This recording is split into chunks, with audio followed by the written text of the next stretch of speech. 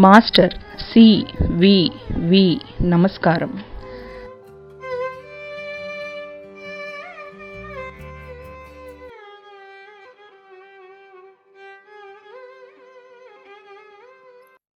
Master CVV.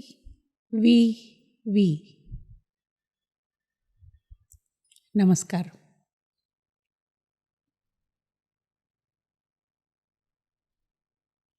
అందరికీ నమస్కారం. శ్రీ తాతగారి సింబల్ డాన్ ఇవాళ ఇంతకుముందు సెషన్లో మనం ఆపిన దాని కంటిన్యూయేషను.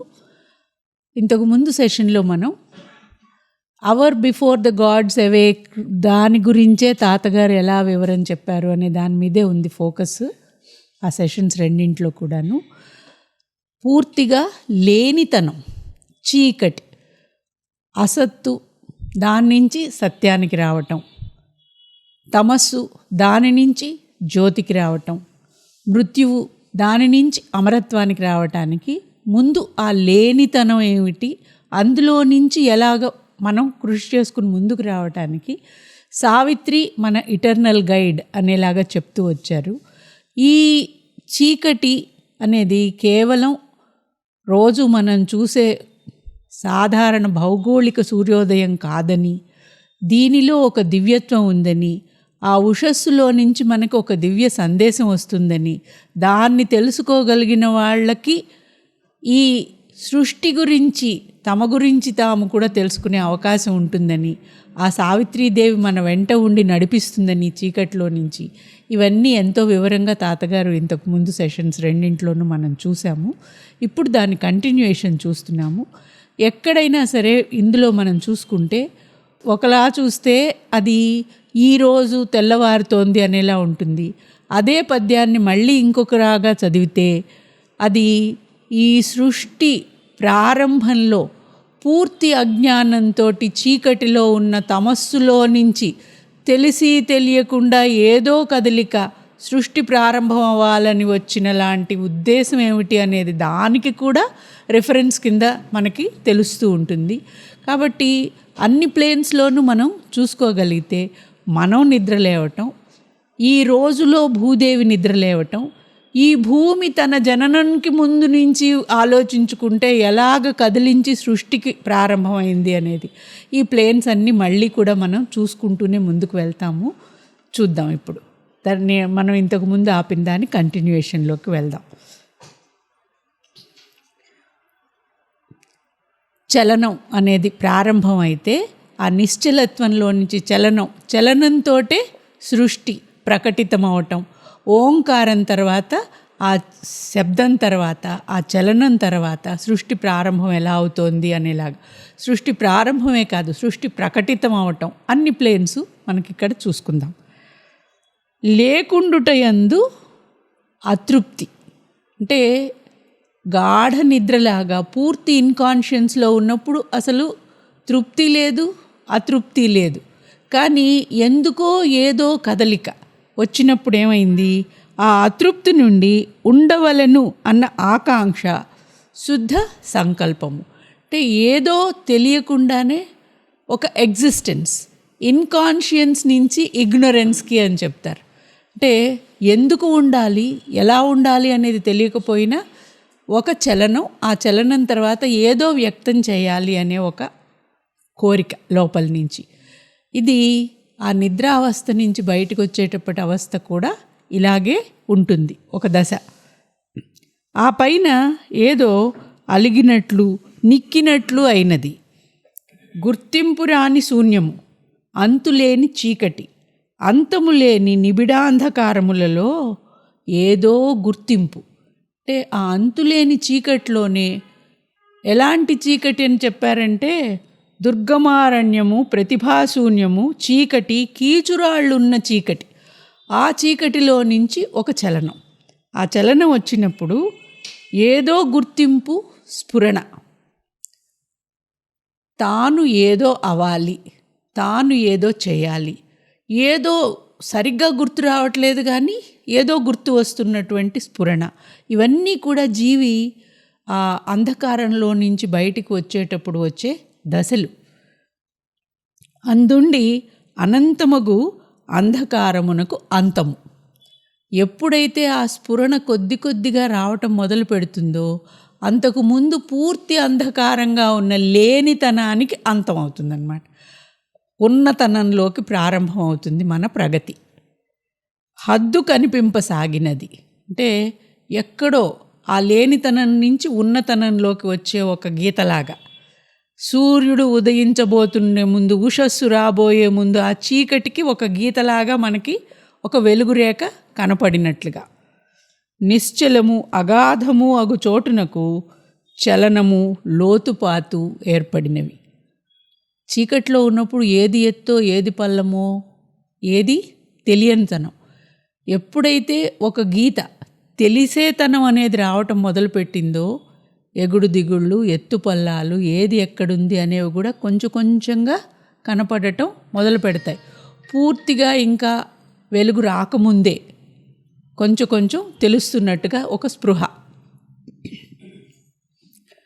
నిశ్చలము అగాధము అగు చోటునను చలనము లోతుపాతు ఏర్పడినవి.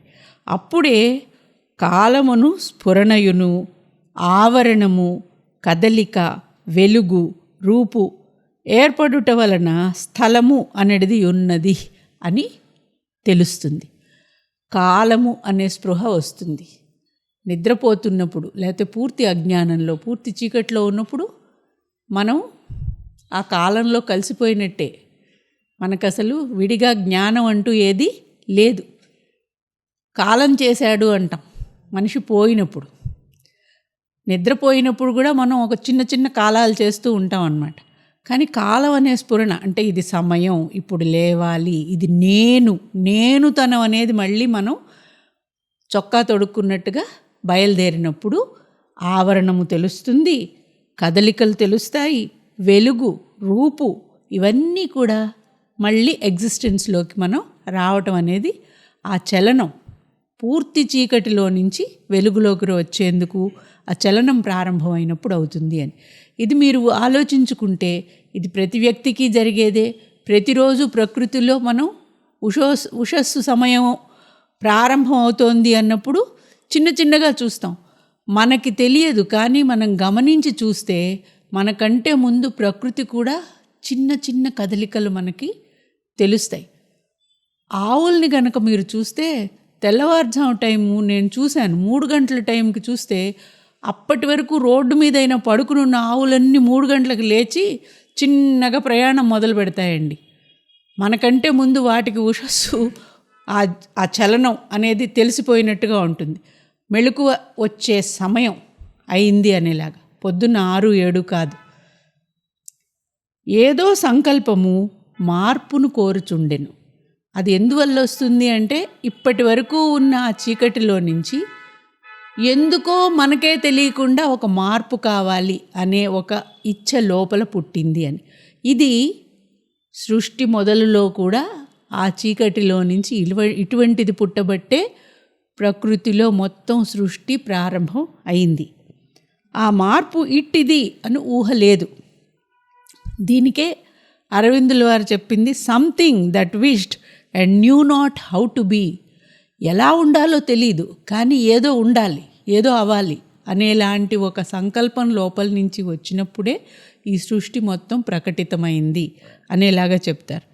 అన్ అన్రిమెంబరింగ్ ఎంటిటీ.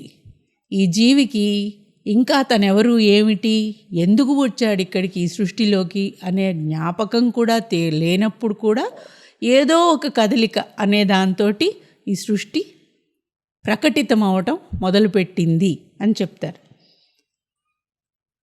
చీకటి తెర మరుగును తొలగించవలెనని, లేని కాంతిని తెచ్చుకొనవలెనని, మాసిన గుర్తులను మరలింపవలెనని జీవాత్మ ఆవేదనము.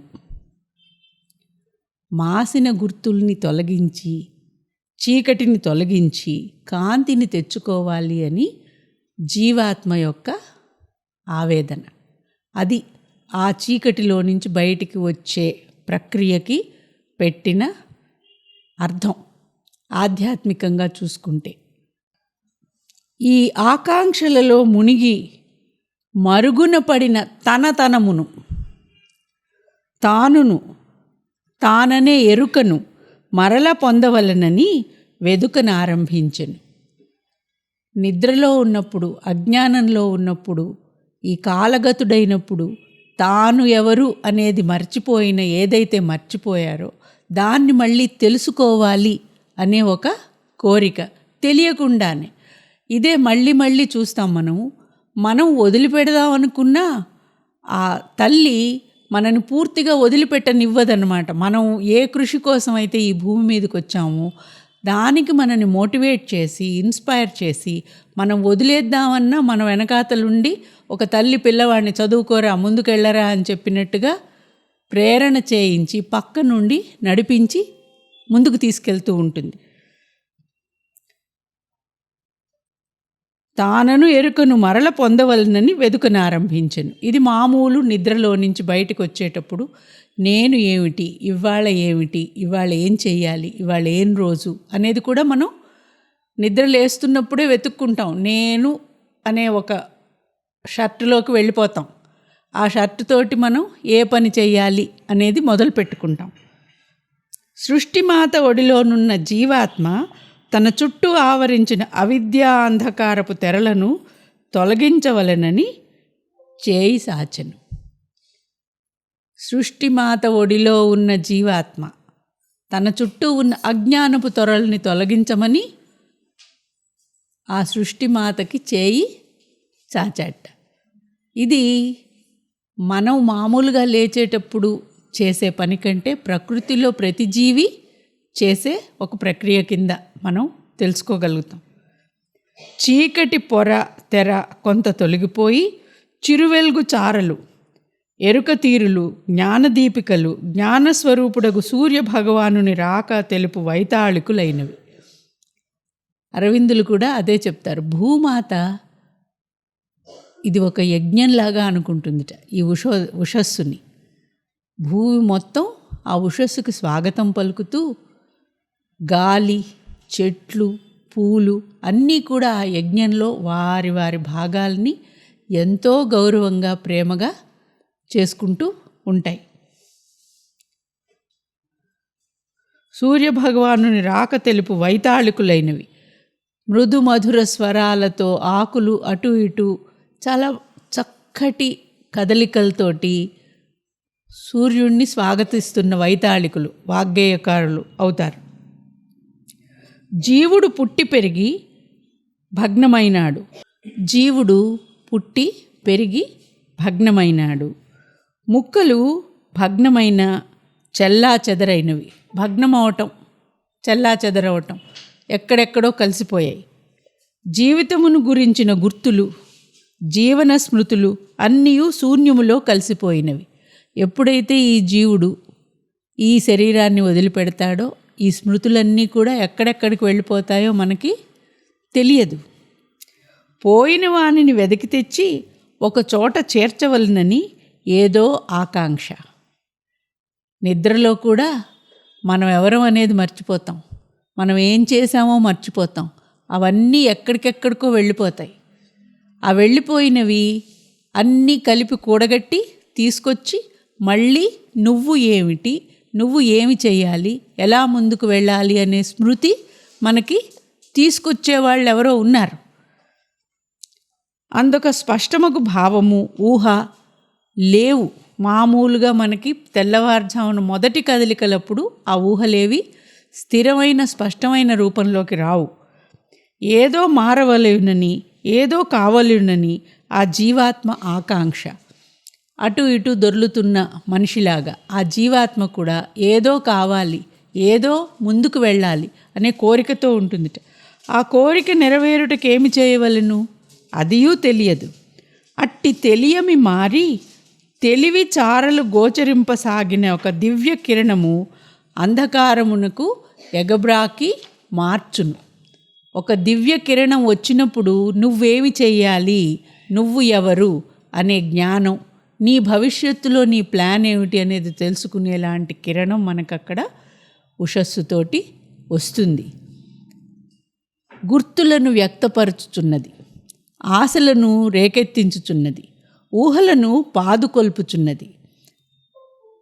దిక్సతి మోమున పొడచూపియూ చూపని చిరునవ్వు సంచారమారంభించినది. ఆకాశం కనీ కనపడని ఒక చిరునవ్వు తూర్పు వైపున, ఆ వెలుగు ఒక చిరునవ్వులాగా, కనీ కనపడని చిరునవ్వులాగా. అనంతమగు శూన్యములోనున్న వ్యర్థమగు జీవాత్మకు ఒక సార్థకత కలిగినది. ఎప్పుడైతే వెలుగు కిరణం ఈ సృష్టిలోకి వచ్చిందో, ఒక కదలిక, ఆ beam of light, ray of light, beam కూడా కాదు, ఒక అవేర్నెస్, ఒక కాన్షియస్నెస్. ఆ కాన్షియస్నెస్ అనేది పూర్తిగా మనం కాన్షియస్నెస్ అనటానికి వీలు లేదు. ఏదో తెలియని తనంలో నుంచైనా ప్రకటితంగా తాను ఏదో చేయాలి అనే ఒక ఆకాంక్ష అనేది ఈ సృష్టిలో ఆ పూర్తి చీకటిలో దాగి ఉన్న బ్రహ్మన్ బయటికి ప్రకటితం అవడానికి ప్రారంభ దశల్లోని స్టెప్స్ అది కనిపిస్తుంది మనకి. అనంతమగు శూన్యములోనున్న వ్యర్థమగు జీవాత్మకు ఒక సార్థకత కలిగినది. మనస్సు, బుద్ధి అన్నవి ఏర్పడని ఆ శూన్యము నుండి ప్రజ్ఞ, ఆనందము, అనుభూతి ఏర్పడసాగినవి. ఇవి చూసుకుంటే సృష్టి గురించే చెప్పిన అరవిందులవే ఇక్కడ తాతగారు మళ్ళీ మనకి చెప్తున్నారు. ముందు ప్రజ్ఞతో ఉన్న మానవుడు రాలేదు. దీనికంటే ముందు ఎన్నో జీవరాశులు రకరకాల దశల్లో వచ్చిన ఆ సృష్టి మొత్తం కూడాను భూమాత ఎందుకు చేసింది, భూమాత చేసే ఈ పూజలో భూదేవి ఏమిటి సంకల్పిస్తోంది అంటే, ఆవిడకి కూడా ఏదో చెయ్యాలి, తాను ఆ స్వర్గాన్ని అందుకోవాలి. దానికి ఏమి చేయాలి అనే వివరం ఆవిడకి పూర్తిగా తెలియట్లేదు. కానీ తెలియకుండా ఒక ఆదేశం ఉంది, తెలియకుండా ఒక ఆకాంక్ష ఉంది. దానితోటే ఆవిడ కృషి చేస్తూ ఈ సృష్టిని ఇన్ని రకాలుగా చేస్తూ ముందుకి నడిపిస్తూ ఉంది అని చెప్తారు. అదే ఇక్కడ తాతగారు మనకి సూచిస్తున్నారు. ఈ శూన్యము నుండి ప్రజ్ఞ, ఆనందము, అనుభూతి క్రమక్రమంగా ఏర్పడసాగినవి. అంతయు మిథ్యగనున్నది మారి తథ్యముగా తోచినది. అంటే అంతా భ్రమ, మేలుకునున్నానా లేదా నుంచి మెలకువతోటి ఉండి ఇది వాస్తవం అనేలాగా ఈ అవాస్తవమైన జగత్తునే వాస్తవం అనుకునే స్థితికి మనం వస్తాం. పోయిన చూపు తిరిగి రాసాగెను, పోయిన స్పర్శ తెలియసాగినది, ఆలోచనలు అందసాగెను. ఇదంతా కూడా నిద్రలో నుంచి, అజ్ఞానంలో నుంచి, చీకటిలో నుంచి బయటికి వచ్చే ప్రాసెస్ కింద మనం చూసుకోవచ్చు. పూర్వాపరములు తెలియనారంభించెను, నేను అనుట తెలియటతో కాలమును తెలుసుకొనుట ఆరంభమయ్యను. కాలంతో పరుగు అనేది కూడా మనకి నేను అనేది తెలియటంతో కాలంతో పరుగు, కాలానికి ఎదురీదటం అనుకున్నా, కాలానుగుణంగా వెళ్ళటం అనుకున్నా ప్రారంభమవుతుంది. ఆ నేను అనే జ్ఞానం రావడం అనేది మన ప్రగతికి, మన పోరాటానికి తొలిమెట్టు. అర్ధరాత్రి చీకటిలో మాటైపోయి మృత్యువులో చాటైపోయిన వ్యాపారములు, ఊహలు, భావములు మరల అందజొచ్చెను. బిట్వీన్ టూ నథింగ్నెసెస్ అని మనం ఇంతకు ముందు చూసాం. Don, dusk. డస్క్ తోటి చీకటి ప్రారంభమై డాన్తో చీకటి అంతమవుతుంది. ఈ రెండు గీతల మధ్య ఉన్న మొత్తము నథింగ్నెస్. ఆ నథింగ్నెస్లో నుంచి ఇప్పుడు మళ్ళీ డేలోకి వస్తున్నాం. ఈ డే, ఈ సింబల్ డాన్ డే ప్రత్యేకం ఏమిటి అంటే అరవిందులు చెప్తున్నది, ఈరోజు it is a symbol of something special. ఆ స్పెషల్ ఏమిటి అనేదే మనకి, ఎందుకంటే ఆ రోజున సావిత్రీదేవి కూడా నిద్ర లేచింది అందరిలాగానే. కానీ అందరిలాగే లేచిందా, పైకి అందరిలాగా ఉంటూ తేడా ఉందా అనేదే మనకి ఈ సింబల్ డాన్లో తెలుస్తుంది. మనం లేచినప్పుడు నేను అంటే ఈ శరీరం, ఈ మనస్సు. నా పరిధులతోటి నేను ఆలోచిస్తాను, నేనేమి చేయాలి, నా కాలాన్ని ఏమి చెయ్యాలి, నాకు రేపు మాపు రెండూ ఉన్నాయి కాబట్టి నా కాలం పరిమితం, నేను సాయంత్రం లోపు ఏమి చేయాలి, మళ్ళీ తర్వాత నేను ఒప్పేసుకున్నాను నిద్రపోతాను మర్చిపోతాను అని. కానీ మాపుయే ఎరుగని వారు ఉన్నారనుకోండి, వాళ్ళకి అసలు లేవటమూ లేదు నిద్రపోవటమూ లేదు. సావిత్రీదేవి ఆ రోజున అందరితో పాటు లేచినట్టుగా మనకు అనిపిస్తుంది, కానీ ఆవిడ అసలు నిద్రైపోయిందా? నిద్రపోలేదు. అవి మనకి ఇంకా వివరంగా చెప్తారన్నమాట. ఆవిడ ఎవరు? ఆవిడ ఈ సింబల్ డాన్, ఈ ఉషస్సు దేనికి సూచన కింద? ఆవిడే ఆ ఉషస్సు, ఆవిడే మనుషులందరికీ ఇచ్చే సూచన, లేవండి నాయన అని. ఆవిడే మనని అజ్ఞానంలో నుంచి జ్ఞానం వైపుకు తీసుకెళ్ళడానికి మన వెంట చేయి పట్టుకుని నడిపించే ప్రతి జీవి వెంట ఉన్న దివ్య గైడ్ ఆవిడే. కాబట్టి ఈరోజు ఈ ప్రత్యేకమైన సింబల్ డాన్ రోజు ప్రకృతి చాలా ప్రత్యేకంగా ఆనందిస్తోంది అనేలాగా అనిపిస్తుంది. ప్రాబబ్లీ, మేబీ అంటారు. ఆ రోజున ఇన్నాళ్లుగా సృష్టి ఏ ఉదయం కోసం అయితే కలలు కంటూ ఉందో ఆ ఉదయం ఇదేనా అంటారు. ఏ ఉదయం?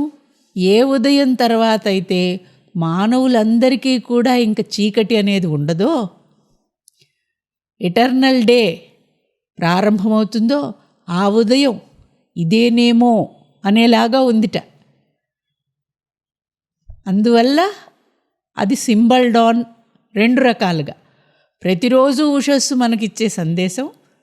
ఆ రోజు ప్రత్యేకంగా ఏమిటి అంటే, ఆ రోజు యొక్క ప్రత్యేకతతోటి ఇన్ని రకాల సూర్యోదయాలు ఇన్ని రోజులుగా ఇన్ని యుగాలుగా ప్రకృతిలో మనం పడుతూ లేస్తూ ఉన్నట్టుగా ఉంటూ నిద్రపోతూ లేస్తూ ఉన్నలాగా కాకుండా నిద్ర అవసరం లేని పూర్తి తేజోమయమైన దినంలోకి మనం అడుగు పెడతామేమో ఏమో.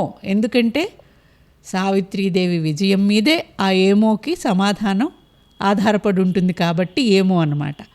ఇక్కడ చూడండి ఏం చెప్తారు. అర్ధరాత్రి చీకటిలో మాటైపోయి మృత్యువులో చాటైపోయిన వ్యాపారములు ఊహలు భావములు మరల అందరికీ అందజొచ్చెను. పొందిక కుదిరేను. దారి తెన్నులు లేక స్మృతి జారి భ్రమించు జీవాత్మకు ఒక దారి తెన్ను ఒక ఆధారము కలిగినది. తెల్లవారంగానే మామూలుగా ఈ జీవాత్మ ఒక దారిలో ప్రయాణం చేయడానికి మనం ఒప్పుకున్నాం. కాలానుగుణంగా నడుస్తాం, కాలం తీసుకెళ్ళిపోతే వెళ్ళిపోతాం, కష్టాలు వస్తే తల వంచుకుంటాం, వాటికి ఎదురు తిరుగుతాం అనేలాంటి ఉత్సాహము ఉద్దేశము గెలవగలం అనేలాంటి ఆశయం కూడా మనకి లేవు. కాబట్టి దాని ప్రకారంగానే మనం వెళ్ళిపోతాం. ఇది ఇంతేనండి అని ఒప్పేసుకుంటాం మన విధిని. అలాగ వెళ్ళడానికే మనం సిద్ధపడి లేస్తూ ఉంటాం నిద్ర. ఉపాధి లేని జీవాత్మకు ఆ కొరత తీరి గట్టి తెలివి లభించినది. జీవాత్మ నిద్రపోతున్నప్పుడు ఒక ఉపాధి లేనట్టుగా, ఎవరో ఏమిటో గుర్తు లేనట్టుగా, ఇప్పుడు మళ్ళీ మెళుకువ జ్ఞానం, ఒక శరీరం జన్మ తర్వాత అయినా సరే నిద్రపోయి లేచిన తర్వాత అయినా సరే వచ్చినప్పుడు ఒక గట్టి తెలివి లభించి నేను ఏమి చేయాలి అనేలాగా ముందుకు వెళ్ళటానికి ప్రారంభం. ఎట్టి చైతన్యము ఉన్నట్లు లేదు, అంతయు సుప్త చైతన్యము సుప్త జ్ఞానము. సృష్టియు నిద్రాముద్రితమై కదలక మెదలక పరుండి ఉన్నది. వికసిల్లని అరవిందము వలె సృష్టి ఉన్నది. ఇంకా సూర్యకిరణాలు జ్ఞానము రాలేదు కాబట్టి వికసించని అరవిందంలాగా మొగ్గలాగా ఉందన్నమాట సృష్టి. వికసించటానికి ఇంకా సమయం ఉంది. సూర్యకిరణములు అను ప్రజ్ఞ తామర పువ్వులోనికి ప్రవేశించటానికి ఇంకా టైం ఉంది, ప్రవేశించనున్నవి. కొత్త ఉత్సాహము జనింపచేయటానికి జనింపచేయటం ప్రారంభమైంది. కొత్త వికాసము ఉద్బోధము సృష్టికి లభింపసాగినది. ఆ క్షణం ఈ నేను ఎవరు అని తెలిసినప్పటి నుంచి ఈ ప్రజ్ఞా ప్రవాహం అనేది సృష్టిలో నుంచి మానవుడికి రావడం మొదలైంది. ఇంకా అరవిందుడు వికసిస్తాడు. అరవిందుడు కాదు, అరవిందము వికసిస్తుంది. అరవిందము సూర్యకిరణ సంస్పర్శకు విరియుచున్నది. అందుండి అనంతమగు మాధుర్యము వాసన వెలికి ఉబుకుచున్నవి. ఆ దివ్య కిరణాలని వాటి ప్రసారాన్ని చూసే అదృష్టం లోకమునకు లభింపనారంభించెను. అంటే ఆ దివ్య కిరణముల ప్రసారం చూసే అనుభూతి లోకానికి లభింపసాగెను. బంగారు ఛాయల నూనుకాంతులు లోకమునకు కొత్తగా ప్రాణమును శక్తిని పుంజింపనారంభించెను. కొత్త ప్రాణం, కొత్త శక్తి, ఫ్రెష్గా అందరూ జ్ఞానంలోకి రావటం మొదలు పెడుతున్నారు. వస్తు విభాగము తెలియజొచ్చెను. ఉషకన్యాదేవి కప్పిన చీకటి అను మేలి ముసుగు క్రమముగా జారిపోజొచ్చినది. వస్తు విభాగాలు, ఎక్కడ ఇల్లు ఉన్నాయి, ఎక్కడ రోడ్డు ఉంది, ఎక్కడ సరస్సు ఉంది, ఎక్కడ కొండ ఉంది, ఏది ఏమిటి, ఎత్తుపల్లాలు ఎక్కడున్నాయి, ఇవన్నీ ఎలాగైతే తెలిసాయో మనం ఏమిటి, మనం ఎక్కడున్నాము, ఏం చెయ్యాలి, విచక్షణ కూడా ఇంతకు ముందు కంటే తెలిసి తెలియకుండా ఉన్నప్పటి తెరుపు మరుపులా కాకుండా తెలియటం ప్రారంభమైంది. ఉషకన్యాదేవి కప్పిన చీకటి అను మేలి ముసుగు క్రమముగా జారిపోచొచ్చినది. ఆ మేలి ముసుగు జారిపోయింది అన్నారు. అరవిందులు ఏమన్నారు? భగవంతుడు ఒక దుప్పటి కప్పుకుని పడుకునుంటే ఆ అనంతశయనుడి మీది దుప్పటి తీసేసినట్టుగా, జారిపోయినట్టుగా అయింది అని చెప్పి ఆయన అన్నారు. ఆ మేలి ముసుగు పొరల సందుల నుండి దివ్య జ్యోతులు ఉబుకసాగినవి. ఒక తెర, ఒక పొర తొలగించినట్టుగా దివ్య జ్యోతులు కనపడటం, క్రమక్రమంగా వెలుగు గ్రాడ్యువల్గా పెరుగుతూ ఉంది. అదృశ్యమగు ప్రపంచము దృశ్యమానము కాజొచ్చినది. సృష్టి ప్రారంభమైనప్పుడు కూడా ఏమీ లేనితనంలో నుంచి మొత్తం ఎలాగైతే ప్రకటితమైందో వేల సంవత్సరాలలో, లక్షల సంవత్సరాలలో, నిద్రపోయి లేచిన తర్వాత కూడా ఈ చీకటి తొలగినప్పుడు జరిగేది ఒక చిన్న సైకిల్లో అదే మళ్ళీ జరుగుతూ ఉంటుంది. జగములకు కన్ను, తేజస్సు, బీజము, ఆదియు అగు ఆదిత్య దీప్తులు అన్నింటిది రుచి తెలియసాగించాయి. ఆ ఆదిత్యుని దీప్తి వల్లనే మనకి ఈ సృష్టి మొత్తం కూడాను ఏది ఎలా ఉంది అనేది తెలుసుకునే జ్ఞానము, మన కళ్ళకి వెలుగు వచ్చి చూడగలగటము తెలిసింది. ఉషస్సు రంగురంగుల పూదండలను అలంకరించుకొనబోచున్నట్లు దిశలు పులకించి చిగురించి వెలుగసాగినవి. అట్టి నిత్యజ్యోతికి నమస్సులు. తూర్పు దిక్కున ఆకాశపటముపై ఉషకన్య యొక్క దివ్య సౌందర్యము చిత్రించబడుచున్నది. ఆకాశము చివరల నుండి స్వర్గద్వారములు తెరుచుకొనుచున్నవి. అంచుల వైపు చూస్తే ఆ వెలుగు ఇంకా విశాలమవుతూ ఉంటుంది కాబట్టి ద్వారాలు ఇంకా విశాలంగా తెరుచుకుంటున్నట్టుగా అనిపిస్తుంది. కొసలకి చూసిన హొరైజన్. మానవకోటి ఆశలు, ఆశయములు మొలకెత్తుచున్నవి. అట్టి పుణ్య సమయమున అనంతాకాశములో ఒక ప్రశాంత సౌందర్యము, అందముల ప్రోవు, మాతృశ్రీమూర్తి, అనంతమైన ఆనందము, సౌందర్యము మన దశకు వచ్చి ప్రత్యక్షమైనవి. ఆ దివ్యమూర్తి సావిత్రి నిశ్చలతత్వమునకు, చలనతత్వమునకు, నిత్యతకు, అనిత్యతకు వారధి. ఈ సావిత్రి అంటే ఈ భూమి మీద మనకు అవతరించిన సావిత్రి కాదు.